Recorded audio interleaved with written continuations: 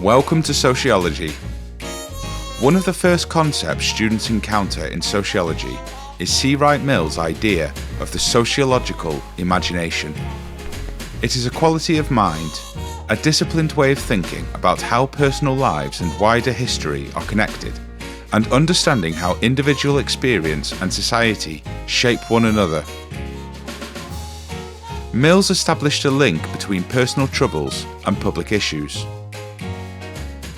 Personal troubles happen within the immediate life of an individual. Losing your job, for example, feels personal. But if many people are unemployed because of economic change, the problem is no longer individual. It becomes a public issue. Understanding it requires us to look at institutions and history rather than simply explaining it through individual failure. The sociological imagination connects the two. It shows how personal troubles are linked to broader structures, and how those structures exist because of the lives and choices of individuals.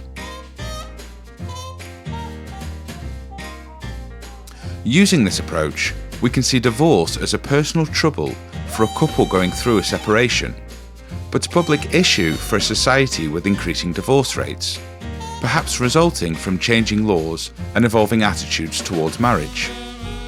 Similarly, obesity is a personal trouble for an individual struggling to maintain a healthy weight, but it becomes a public issue when rates of obesity increase dramatically across society. Instead of explaining the problem only through the dietary choices of individuals, understanding obesity may require consideration of evolving food production, availability, and marketing.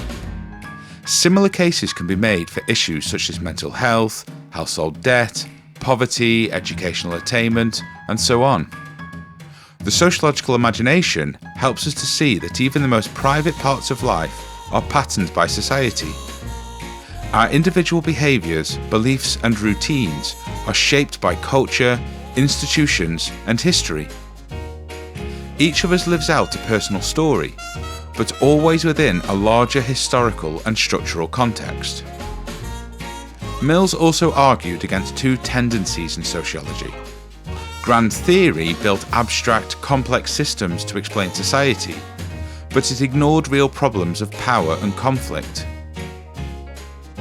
On the other hand, abstracted empiricism focused too narrowly on surveys and statistics, while losing sight of history and meaning.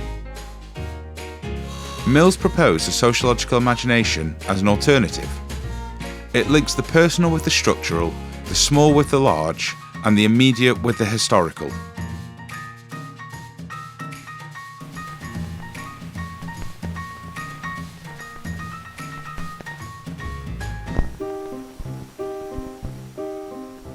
For Mills, sociologists carried a public responsibility. They had to reveal the ties between private lives and wider structures. Our role is to help people understand the social causes behind their personal experience. To achieve this, Mills encouraged academic independence. Sociology should not just serve bureaucracies, chase fragments of data, and answer the questions of elites. Instead, we should focus our research on what we find interesting and exciting, and on matters that are important to everyday members of society. He argued that sociologists should write clearly, in plain language, using relatable examples, because our work informs the rest of society about the relationships between our private troubles and public issues.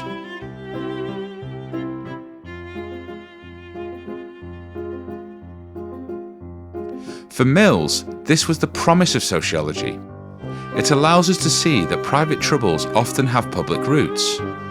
It shows us that our lives are a part of history and connects the individual with the social. To test this approach, we can try to think of a private trouble we face as individuals that is not, in some way, related to a public issue. Or we can attempt to identify a public issue that does not directly impact the private lives of at least some members of society. It's difficult to do. Once again, welcome to Sociology.